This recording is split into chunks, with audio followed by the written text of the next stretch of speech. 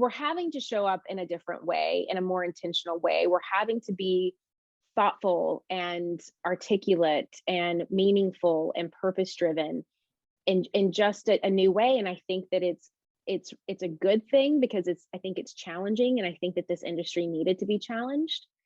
Welcome, bonjour, bonjour, femmes, to the Beautiful Soul-Led Life podcast, awakening your heartfelt desires, trusting yourself fully, and connecting with your soul's purpose through beauty.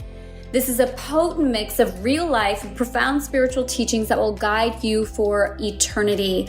A place for inspiration and practical tools to live a life of beauty and soul, honoring your deepest authentic truth, experiencing your sacred heartfelt desires while saying oui to a life you love.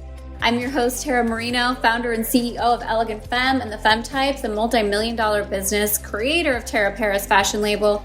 I'm also a wife, a mom of 3 boys, 2 on earth and 1 in heaven, and I'm here to support you in remembering it is only beyond shame, guilt, and the illusion of unworthiness that truth lies. That is why you've been chosen, because when a soul remembers her beauty, she remembers her wholeness. On y va. Let's go. Oh my gosh. Hello, everyone. Bonjour, bonjour. I cannot say enough about this woman. We'll do like all the professional bio things for you. I'm sure you heard it before you got here, but I want to speak from my heart for a minute. I found this woman online, like we do, right? Heard she was the influencer. She had the influencer podcast. She had this influencer program. And I was at a stage in my life where I felt like I was hiding my own ability to have the level of influence I wanted. And yet one of the big things that was holding me back was the visibility of what occurs when we're in a place of influence. Like, it scared the shit out of me. It completely did. This balancing between, oh, my ego would love to be seen like this, and my soul saying, this is the depth of what it takes and what we grow through. Are you courageous enough to share this? So when I thought about the Beautiful Soul-Led Life podcast, and I have a little backstory with that, but when I thought about it, I knew who I wanted on the show. Julie is here, Julie Solomon. We're going to share all the things, all the depth, all the beauty, all the growth that we can, and coming together as 2 powerful women in our own ways, our own frequencies, with our own unique gifts, and celebrating what this journey really takes, what it looks like, what it feels like in those spaces. And first, Julie, want to welcome you so much. You. I'm flattered, I'm honored, I'm humbled, I'm all the things. And I do want to let the audience know that this is a huge thank you to you, because we had a conversation right before Christmas and I said, Julie, I want to do a podcast. And you were like, okay, let's do it. Let's do it. And I said, oh, but I'm stuck on the name.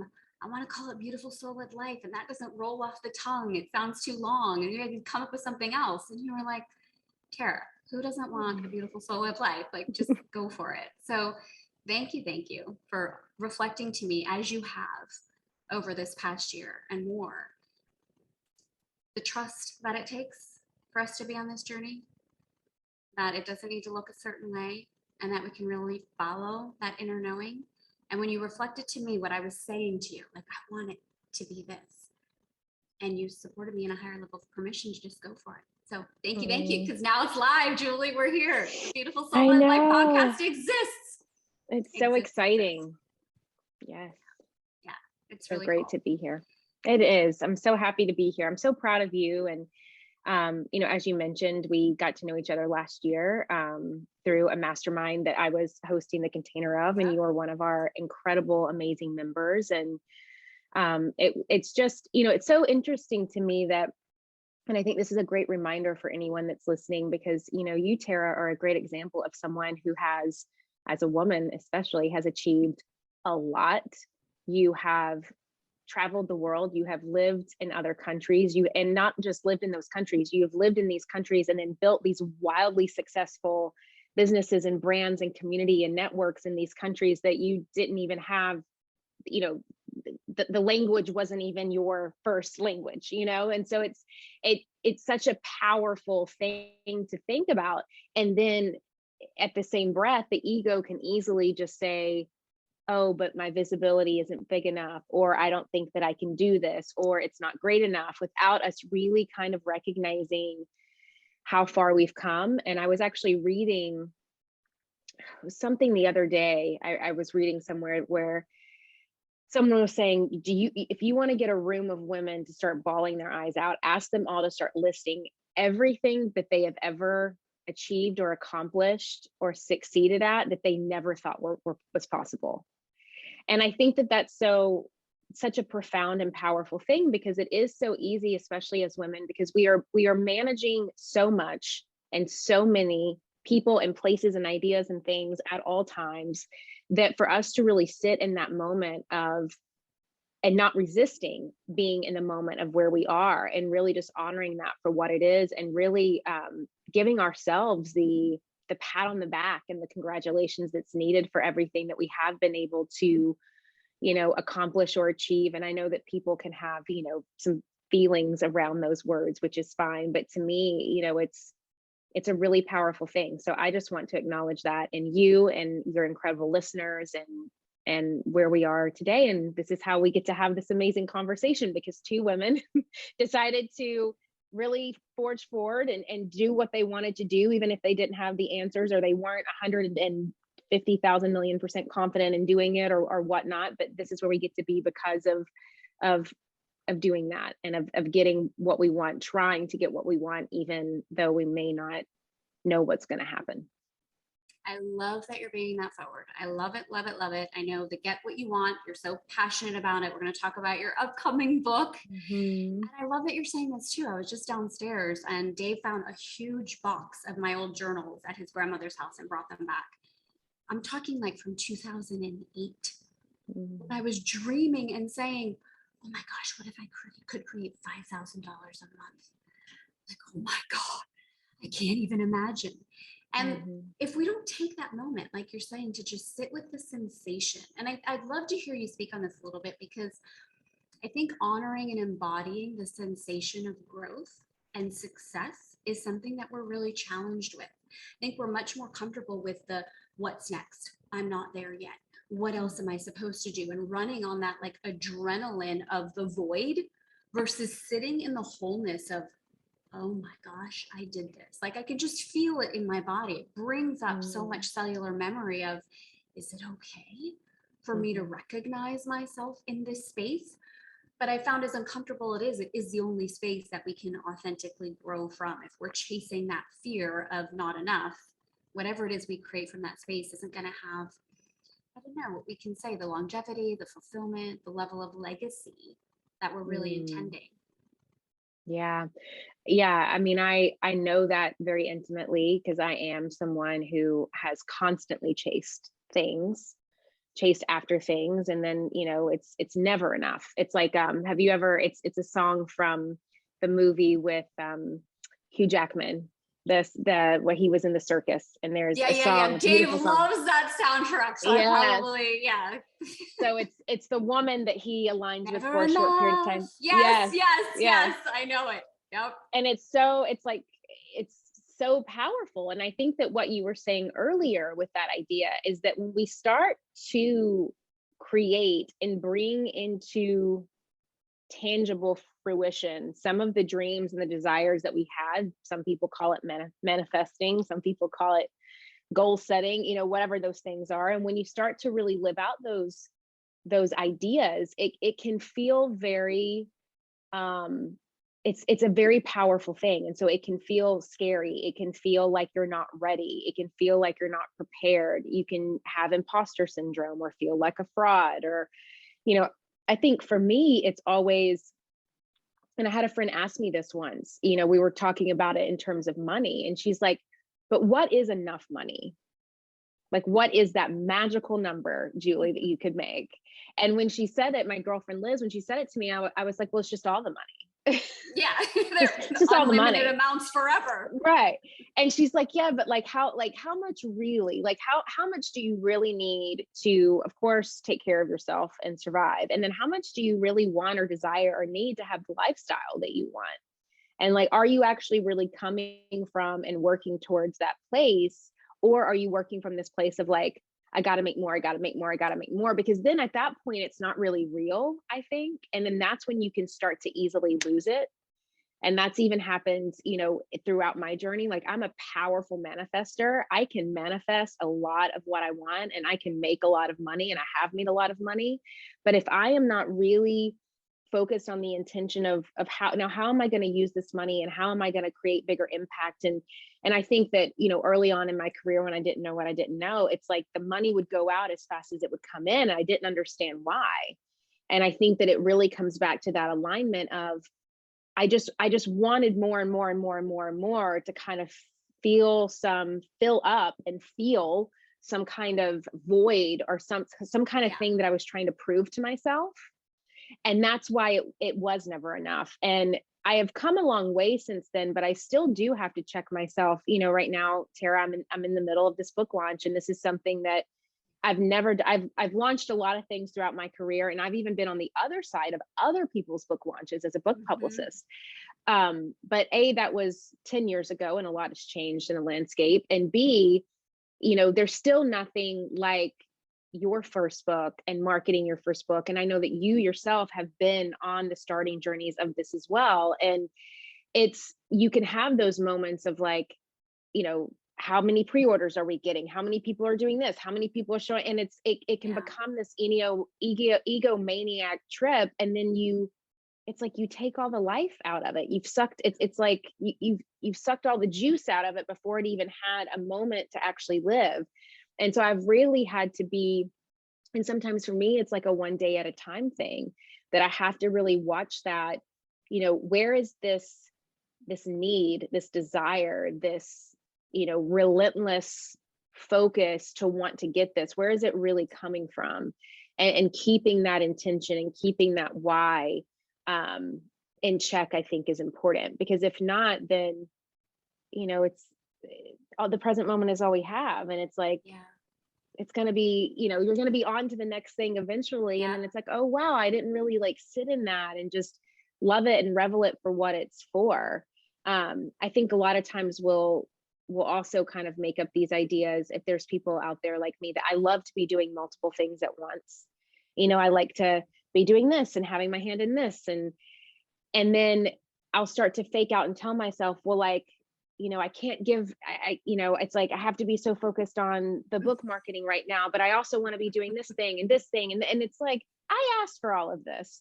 Like, this is all great. It's okay. I can just give myself the gift of the present moment, and that is enough. And the rest of it will unfold as it will. And so it is, it's, for me, it's this constant teetering of finding that mental balance between my relentlessness serving me well, and then my relentlessness really being a detriment to my growth.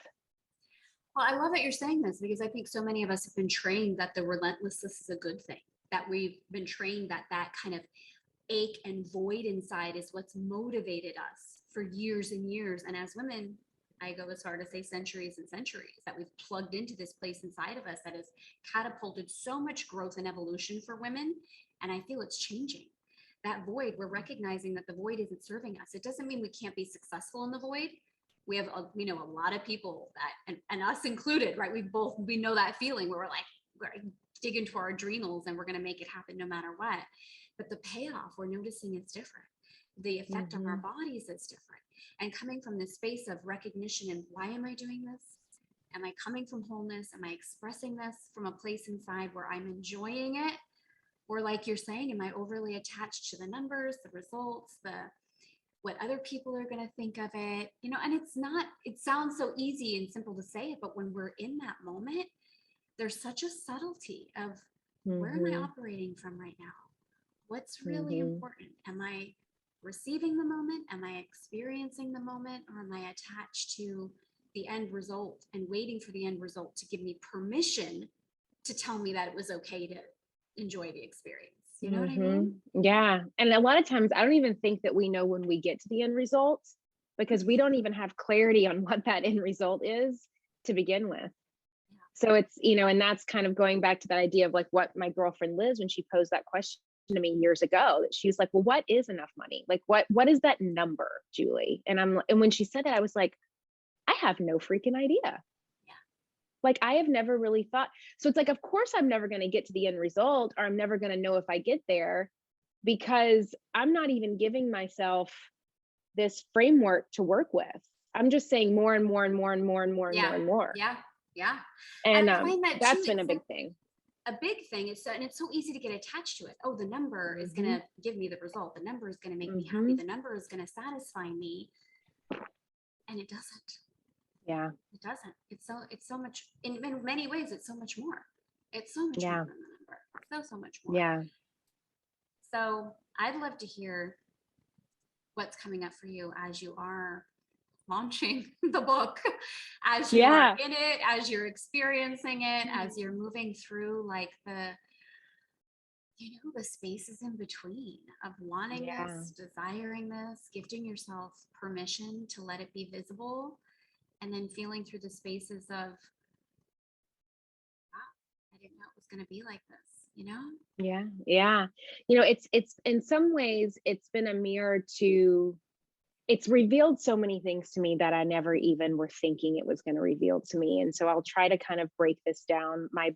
I'll break my brain down and as tangible as I can with my thought process. But when it comes to actually marketing the book, it has been amazing and fun and exhausting. And I'm a marketer, Tara, you know that. This is my wheelhouse. This is what I do. This is what I love to teach people. I can talk this stuff all day. But I think that just the amount of push that I think, I just put on myself, but I love it. I love connecting with people. I love talking to people. I've never really done any kind of marketing for my business or myself to this extent before. And so this is just another level of energetic expansion for me to grow visibility and for me to promote. And I would say for anyone that is listening, if you a book, and I knew this is being a book publicist back in the day, I would always say to myself, if I ever get the chance to write a book, that is going to be my time to just go. And it's like, I'm going to be asking all my favors. I'm going to be asking for all, like everything. And that's when I'm going to be doing all the media and all the things. And so I knew that this was going to be something, books are always a great tangible extension of your message and your voice to share with the world that allows you to step onto a new platform.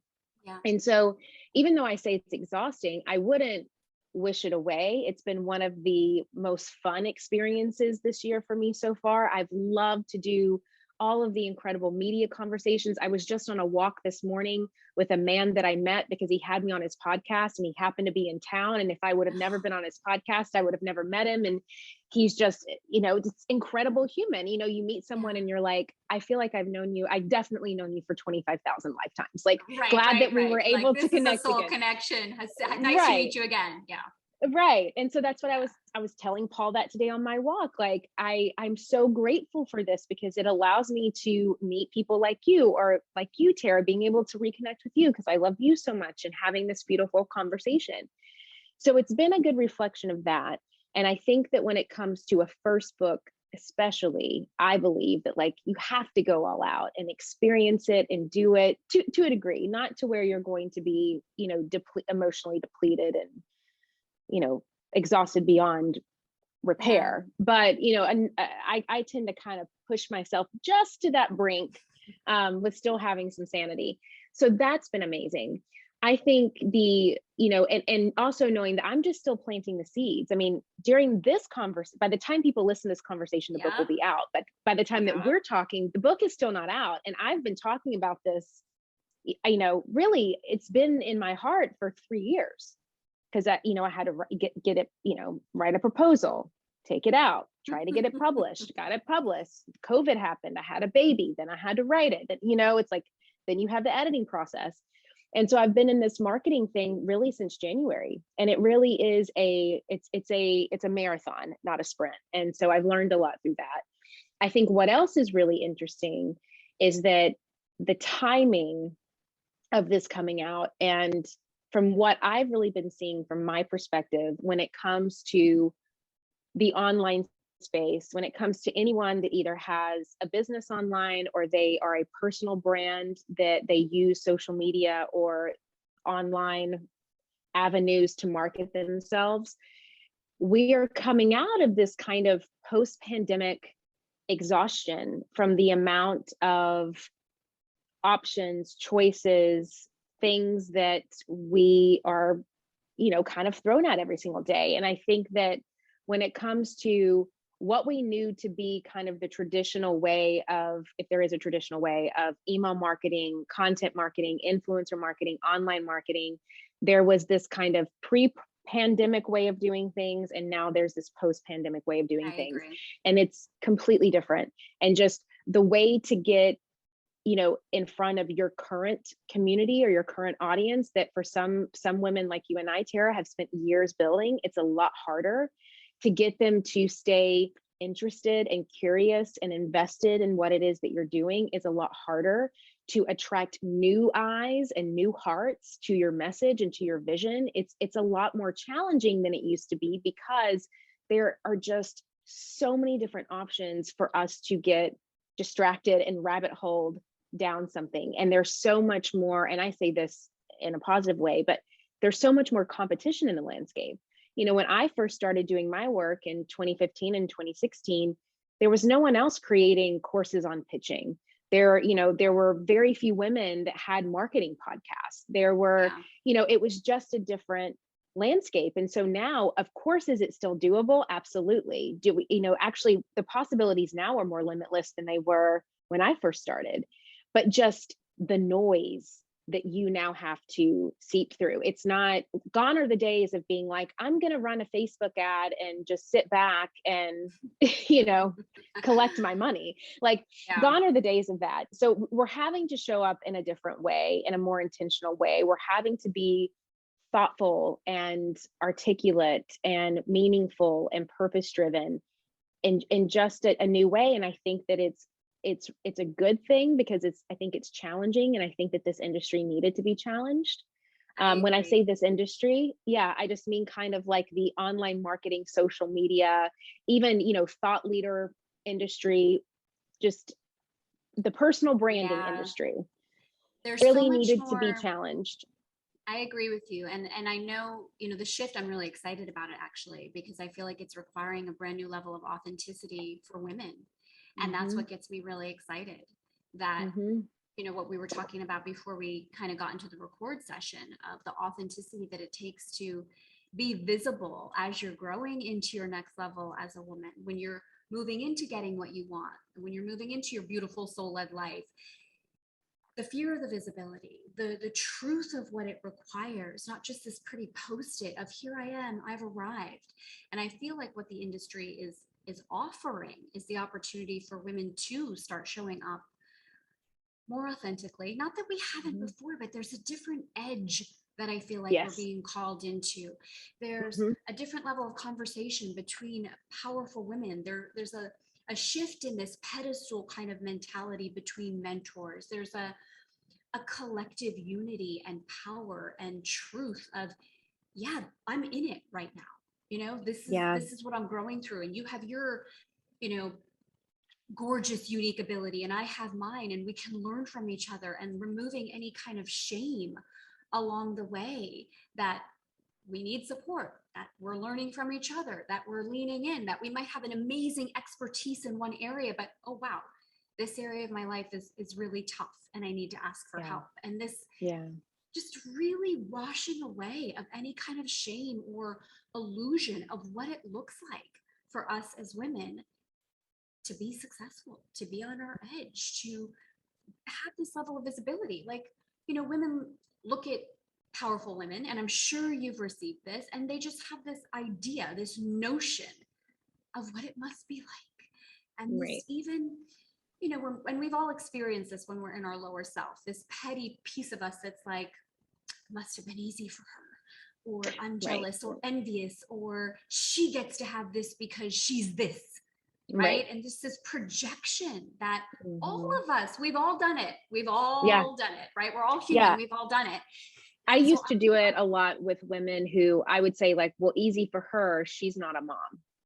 Right. That was my thing, that, I was looking up to a lot of the women that I aspired to be.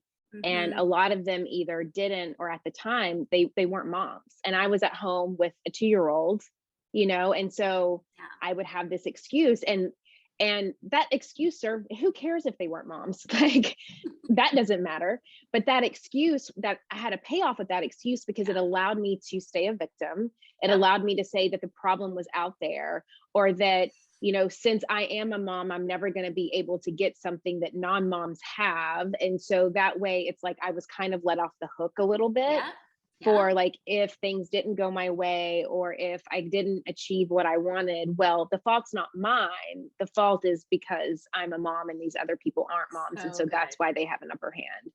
And like total it protection. really, totally protection. Yeah. Yes.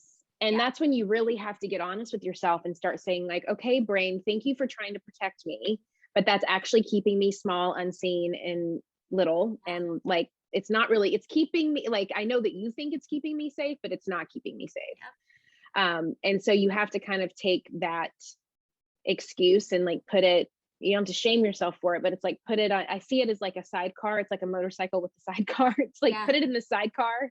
It's no longer driving. Yes. And then you can decide if you want to show up. But that's the biggest thing that I say. And it's one of my favorite quotes in the book. It's that you can't hide yourself and expect to be seen. Yeah. So I really want to talk about this, because I think visibility for women is so misunderstood. I really do. Like, we say, and I've said it myself, oh yes, I'm ready. I want to be visible. I'm ready to lead. I'm ready to, step into the millions. And then it's like, wait a minute. I don't want to see this. Like, visibility to me, and I'd love to hear your take on this. It's not so much, the more I've grown and evolved, it's not so much as I want people to see me, it's am I willing to see the depth of myself? Am I willing to be so visible to myself and clear and whole inside of that? And what does that look like? To me, that's the depth of visibility. And then we show, right? Then we show up and show the world inside of that space. So as I'm writing my own book, I mean, all of this is coming up for me, like the level of visibility and the level of authenticity I share within my own book. So I'd love to hear anything you want to share about that visibility factor for you as you're getting ready to share this book with the world. What's coming up inside of you? Has there been any, oh my gosh, am I really going to share that in the book? Like, did you allow yourself to go to the edge so much where you're like, okay, this is game on. This is a brand new level of visibility than I've ever shared before. Yeah, I mean, I went there in the book with a lot of things for sure, but the fact that it hasn't gotten into the hands of people yet, I've been like, I'm starting to now, it's like, well, it's done. Like, it's at like book's coming out, whether I'm ready for it or not. And so I've had these moments of like doubt or like just fear, of like, oh my gosh, are people, what are people going to think? What are people going to say? One of my biggest fears is the fear of being found out. Whatever that means. It's just like this core fear that I have. And not, it can be like being found out as a fraud or being found out as, but I always have this fear of, and this just kind of goes back to my issues with people pleasing growing up, is that I desperately needed people to like me. And I would like someone automatically if they liked me, like without even asking myself if I actually liked the person.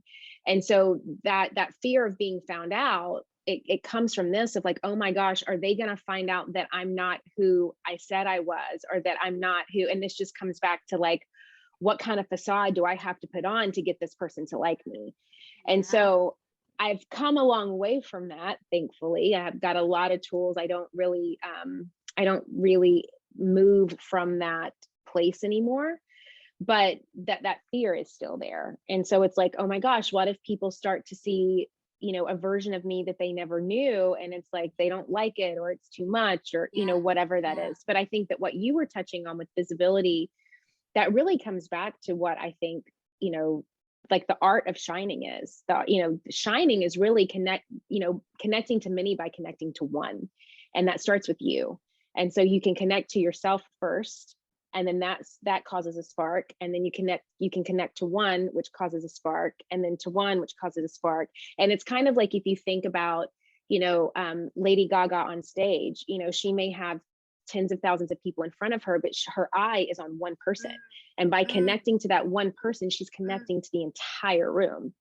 And to me, that's really the art of shining. But that connection has to come from her soul first, out into the world. And she's no different than anyone else, So it's just, I like to kind of give that visual, because a lot of artists and performers have been trained or have learned how to do that.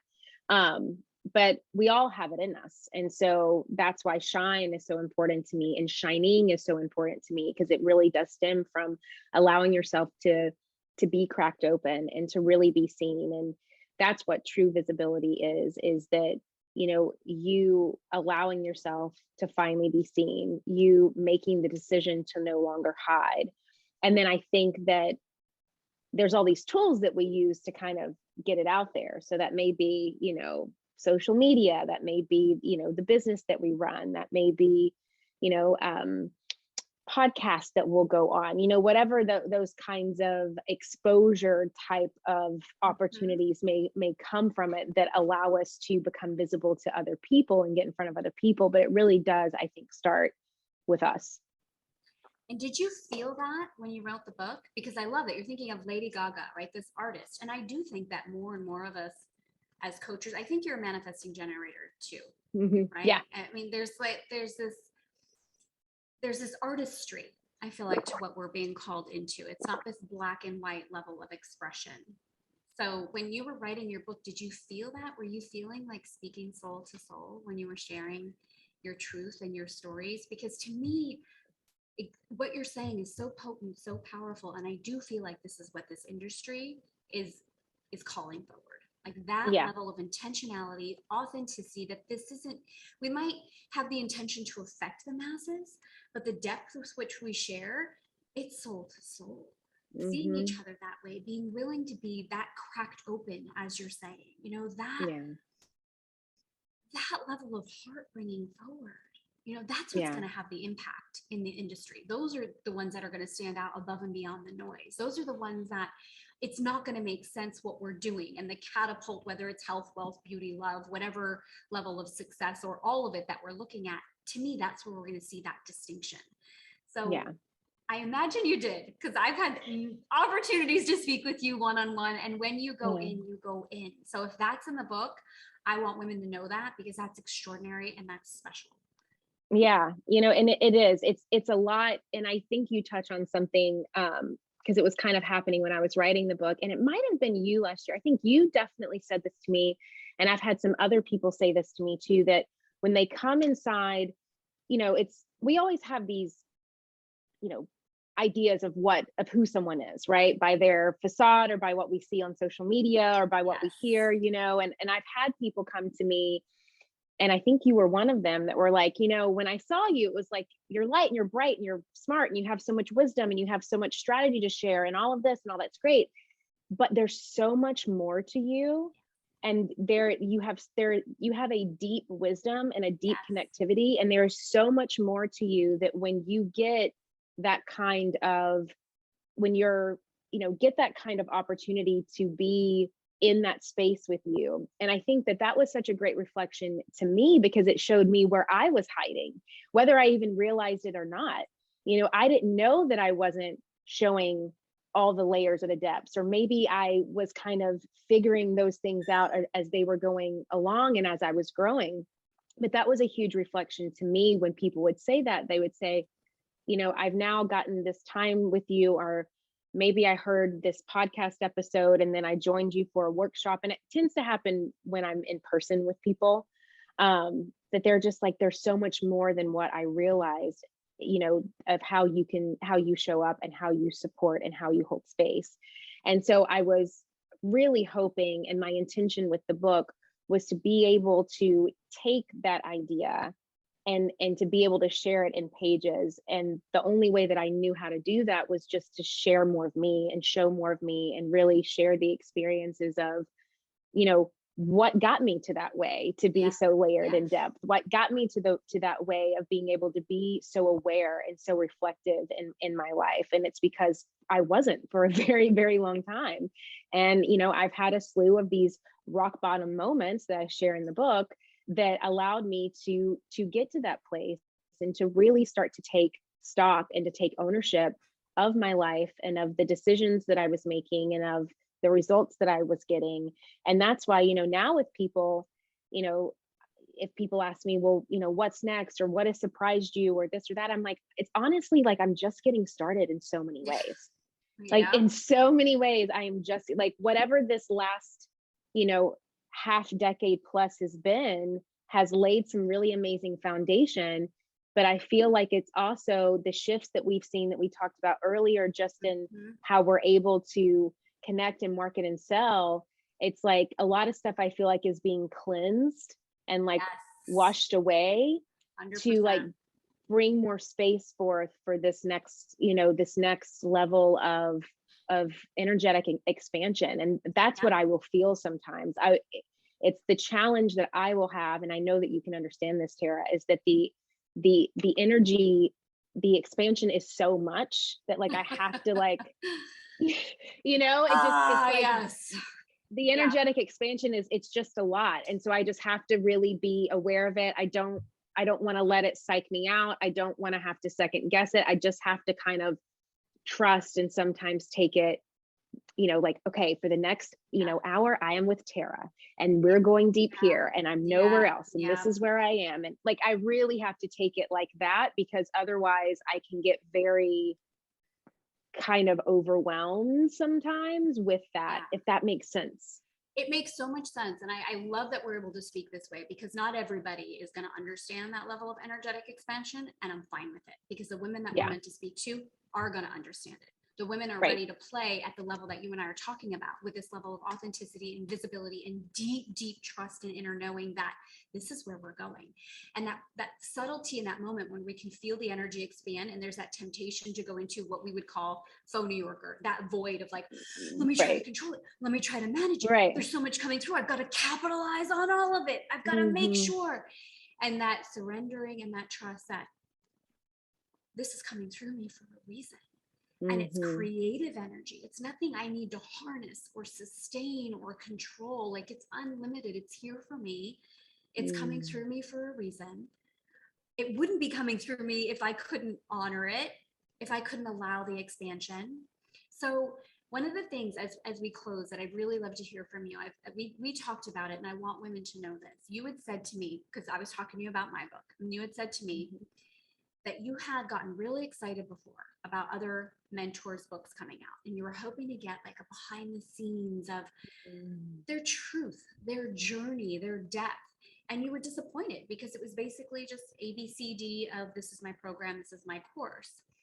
And I know that that's not what you've done. And I want women to really hear that, because we've all read those books, right? Where you're like, oh, this is a long sales pitch. This entire book is a sales pitch. This entire book is a program. In my book, I wanted women to be swept away and grow through the journey without feeling like this is what's happening. And you, from what I've heard, influencing those stories of your truth, your journey, the behind the scenes that you haven't shared anywhere else, so that women can feel that soul to soul connection from you, with you, but perhaps even more importantly with themselves, and grow through their own journey as they're hearing and listening to the authenticity of yours. So is there anything that you would share and speak to around that? Yeah, you know, I've always, you know, the books that I love the most is when I can see myself in the pages. I'll never forget when I was, you know, maybe it was 2010, 2009, I was in my 20s and I read Eat, Pray, Love. And I will never forget the way that it made, I don't quite remember the pages, like what was said. I will never forget the way that book made me feel. Yes.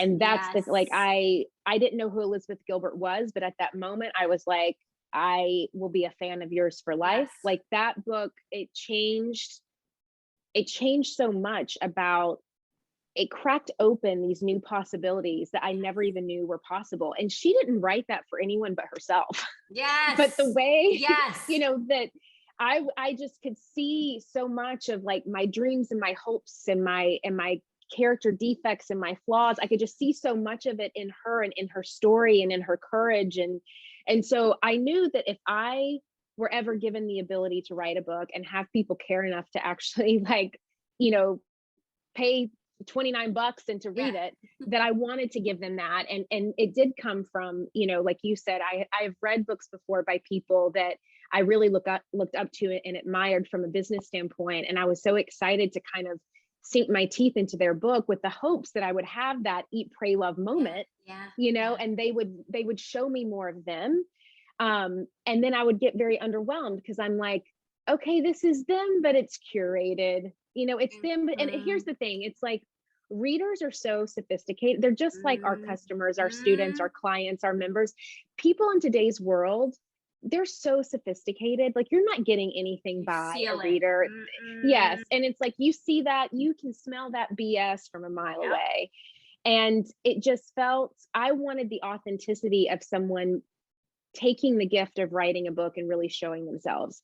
Now, the flip side of that too, I can also really have compassion for that business leader who tends to be that way, because I can be that way. I am definitely more of a vault.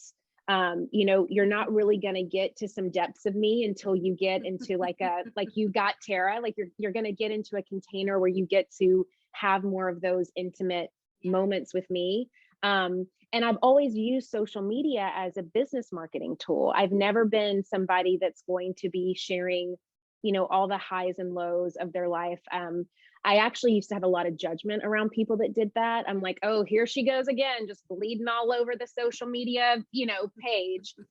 And I can own my judgment with that. And there may be some truth to that. I was very repelled by people who, to me, it was kind of like they were trying to use quote unquote vulnerability for attention. That was my judgment. It was like this trauma porn of like, how many likes and comments and praise can I get for being imperfect? It was like this imperfectly perfect curated brand.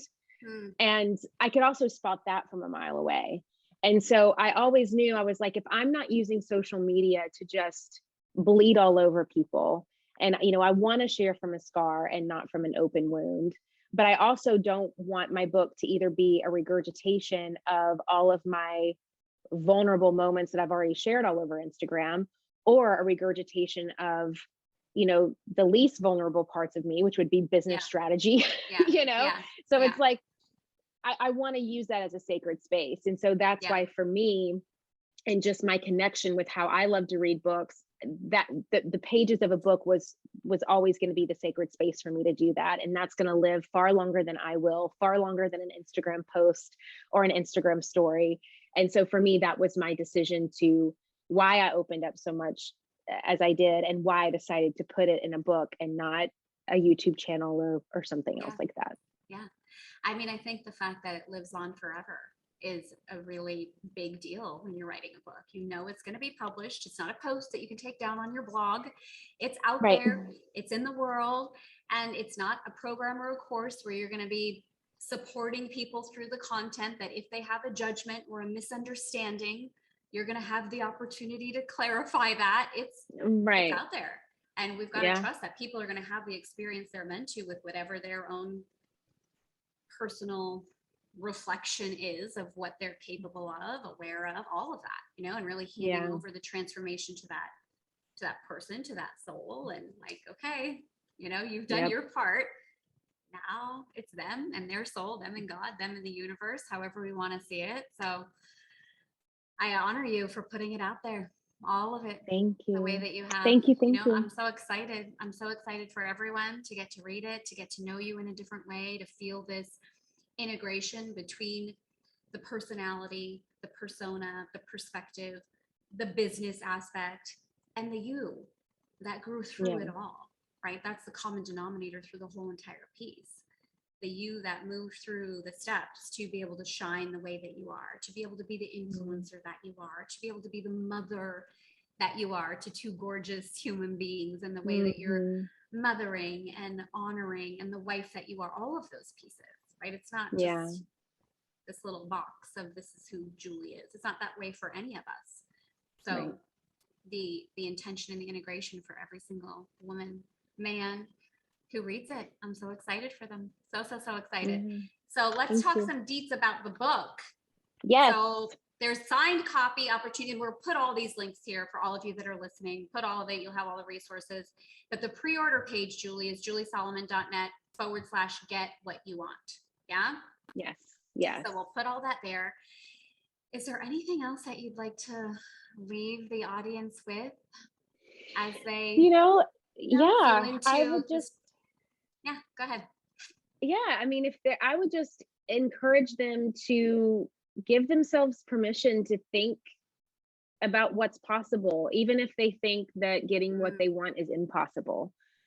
Just allowing yourself to get curious, allowing yourself to, there's a great, Abraham Hicks taught me and a lot of people this. I learned it from her, that she said, a great question to ask yourself to really start breathing through manifestations and being in receiving mode is, wouldn't it be great if we had a beach house?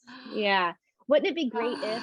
And so, I believe in giving ourselves bigger what ifs. And I talk about that in the book, about the importance of giving ourselves those bigger what ifs moments and putting them out there. And so that's what I would encourage anyone that's listening to give themselves the gift of doing that. I love that you brought that up. And I want to say this before we close, because one of my favorite Abraham Hicks quotes, and I think I saw it again recently, was like, it's no easier to manifest a castle than it is a button. Yeah. And so many of us settle for the button. We're like, I got the button. I'm so happy. I should be so grateful for the button, whatever that is. And that, yes, not going into the void of it's not enough, it's not enough, it's not enough, but also not getting stuck so much in the gratitude that we don't ask for the castle. So the get what you want, the really trusting yourself, especially those women that are really successful and have already achieved or received so much in their life, to get stuck in that, well, gosh, my life looks so amazing. So many people would want my life because look, everything I have, I should be grateful. I should just stop. This should be good. And we get confused with the gratitude. Yeah. And like, let that stop us from that next level of desire. So I love that you're like, and get what you want, like really go there, really dream, really ask the what if, no matter what level you're at, you can be grateful. Yes. We all know that's a big part of the opportunity and the puzzle, but it's not be grateful and stay stuck. It's be grateful and what else? Not from that, I have to have it in order to validate my existence. It's that playing field of, what else do I want? And how can I allow that deeper truth inside of me to be a part of my evolution? Not a part of proving, but a part of my experience. Yeah, I love that. It's beautiful. Yeah, so good. So good. So all of you listening, go out and get Julie's book. Get the pre-signed copy. I'll put that link there. I already have mine on back order, right? It's already out there. I'm getting my signed copy from you. I can't wait for everyone to read it and for everyone to really get to know you, what you've grown through, what you've moved through, and what's possible when women really give themselves the opportunity to shine, to get what they want, to have the clarity behind it, and also know that that's just the beginning. You're just getting started. They're just getting started. We're all just getting started. So thank you, Julie. Thank you. I love you so much. I appreciate you. And yeah, let's see this book touch as many lives as possible. Thanks, Julie. Thank you.